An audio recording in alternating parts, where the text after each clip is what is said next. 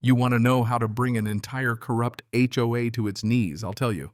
All it took was 12 shiny new commercial buildings, a bulldozed memorial, and a handful of people so sure of themselves they didn't even notice the trap they were stepping in until it snapped shut. Yeah, that happened. Folks, let me back up a sec. I was just pouring my morning coffee, watching the steam curl out of my chipped mug, when I heard that deep metallic crunch. Not the usual bird song, or maybe an old lawnmower. No, this was the sound of something being torn apart. I looked out the window and saw a bright yellow backhoe swinging its arm like it was in a prize fight, knocking down the old split-rail fence my dad built with his own hands 50 years ago. My fence, my land, and there's this young guy in a crisp HOA polo making check marks on a clipboard like he's scoring a game. I didn't even bother with shoes, just walked out in my slippers, breathing in that cool morning air that suddenly felt sharp and wrong. "Excuse me," I called out, voice cracking louder than I meant. Clipboard kid looks up, not a day over 30, that smooth look of someone who's never had to fix a fence or get mud under their nails. "Can I help you?" he says, like he's the host and I'm some kind of trespasser. I point at the wreckage. "You're tearing down my fence." Not a question. He shrugs, taps his little clipboard. "This lot was annexed by the community association last year, sir. Expansion plan. If you have an issue, you can bring it up at the next board meeting. The schedule's online." Just like that. My father's land, 5 acres of pines, oaks, a little stream, where I put up a simple bench for Sarah after she passed, just annexed. Gone. And the kid smirks when I look toward the trees. People get sentimental about things. I get it. But this place is going commercial. Progress, a shrine he calls Sarah's bench. My promise to my father, sentimentality. I turn and walk away because I know anger's not gonna fix this. Not with people like him. I'm an engineer by trade. Logic, blueprints, paper trails. I dig out the original deed from my filing cabinet, my name in bold, county seal crisp as the day my dad signed it over. March down to the HOA office, cold, sterile, reeking of fake flowers and toner. The receptionist barely glances at my paperwork, then out comes clipboard kid. "Community eminent domain," he says, pushing my deed back like he's swatting a fly. The board approved the redevelopment. Not government, not the law, just their little club. They tell me to file a complaint, reviewed at the end of the quarter. We all know that's a dead end. As I walk out, a cold, heavy feeling settles in my gut. These people aren't making mistakes. They're counting on me to roll over, papered over by their bylaws and smug confidence. The next morning, chainsaws, bulldozers.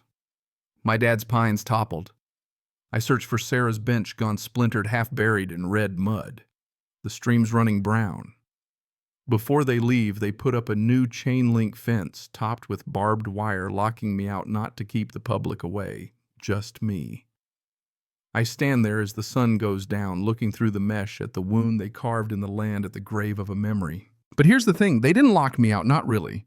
They locked me in with an idea. Research. County clerk's office, dusty quiet. The air humming with the weight of old paper. My deed untouched. County plat map. My land's right where it's always been. But there's a new filing from the HOA, a glossy computer-generated map lines redrawn my 5 acres, just erased, sucked into their commercial zone. But the signature's wrong, too neat. Filing numbers out of order. It's a forgery. They didn't just steal my land, they faked the paperwork to do it. I get a lawyer. "He's honest," says Ray. "You're right, but they'll bury you in paperwork, drag it out for years. Take a settlement if you can." I walk out emptier than before. That's when the nightmares start. Sarah by the stream ground, shaking, bulldozers coming, and I can't do a thing. The guilt's heavy. Then the certified letter arrives. Trespass warning. Signed by Tina Marston, HOA VP, queen of citations and power suits, grinning like a shark behind her wheel. Next thing I know, she's confronting me on my driveway, accusing me of aggression against her contractors. All I've done is stand and watch as they destroy my life. But now I'm the problem. They're setting up their narrative, bitter old man clinging to dirt. So I withdraw, stop my walks. The view from my window just hurts. One rainy afternoon, I end up at a diner. Couple of developers behind me bragging about Evergreen Plaza, about how the HOA handed them surplus land, my land. They've already sold it, leased it, built futures on top of it. No thought for the people or the memories they're crushing. But my anger, well, it settles, gets sharp. I pull out my dad's deed again, but now I see it for what it really is, not just a shield, but a weapon. And I know just who to call. Eddie Lynn, old Navy buddy, best surveyor I ever knew. Eddie listens, grunts, says, "When do we start?" He shows up with his gear, spends 2 days walking the perimeter, sinking iron stakes at the real corners of my land. I grab certified copies of every map, every deed, even digital data from the county planning office. Eddie overlays the real and forged maps, and there it is, all 12 of their buildings, every square inch, are smack in the middle of my 5 acres. Not one on HOA land, every one of them on mine. Now the hardest part, waiting. I let my grass grow wild, play the part of the old man who's given up. HOA celebrates ribbon-cutting champagne, Tina and Camden mugging for the news cameras' banners about progress. They have no idea. I'm watching from my window, counting the days. Once they're up and running, I get a real shark of a litigator, Marcus Thorne. He looks at the evidence, grins, and says, "They're not just wrong, they're fraudulent. I'll take it on contingency." The next day, I get an invite to the grand opening final insult scribbled by Camden himself. But all I feel is the click of the final piece falling into place. Marcus waits until every lease is signed, every shop is open. Then one Monday, he sends a letter. My notarized deed, Eddie's overlays a demand to vacate in 30 days. The HOA's lawyers snap back threats, bluster accusations of harassment. But they took the bait. Next day, Marcus files a quiet title action and an injunction to freeze everything. Court day comes, a local news crew in the back, Judge O'Connell presiding. Tina, Camden, their lawyer, and the developer show up, dripping arrogance. When it's my turn, I walk up in my old Navy dress blues map in hand, overlays ready. I lay out the old plat, the forgery, the building overlays.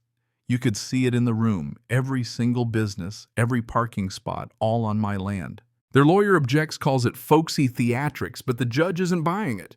Marcus produces the county clerk's affidavit. The annexation never happened. The HOA's map is fake, signature forged. That's it.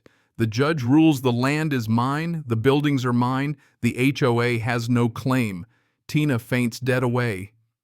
Camden tries to bolt. Judge O'Connell booms, "Return to your seat," and he does, shaking.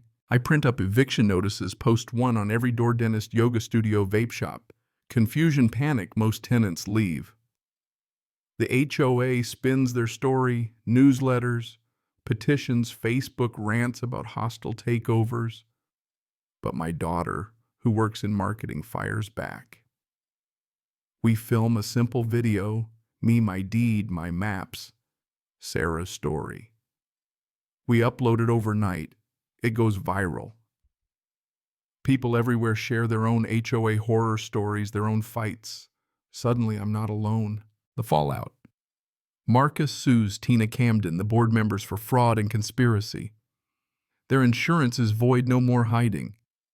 Tina resigns in disgrace, blames Camden, who ends up arrested for forgery. The HOA collapses, new board voted, and the so-called Dalton rule passed, no more annexations without unanimous consent. And me, I rebuild the fence. I build a new bench for Sarah by the stream. The land begins to heal, saplings pushing up through the scars. Neighbors start stopping by, sharing their own run-ins with the old board, their own small victories. The whole place feels lighter, freer. One fall afternoon, we throw a potluck right on the old plaza's empty slab. Kids play where cars used to park. Frank, my neighbor, claps my shoulder and says, "Ray, this is the most community I've seen in this community." When everyone leaves, I carry the bench down to the stream. The water clear again, woods reclaiming what was theirs. They thought I was just an old man clinging to dirt. They thought land was just numbers on a spreadsheet. They were wrong. Land holds memory, it holds truth. And sometimes, if you're patient, it holds justice. So tell me, what would you have done in my shoes? Where do you draw the line between progress and theft? Drop your story in the comments, hit subscribe if you believe in standing up for what's right, and share this with someone who needs to know sometimes the quiet ones have the sharpest teeth.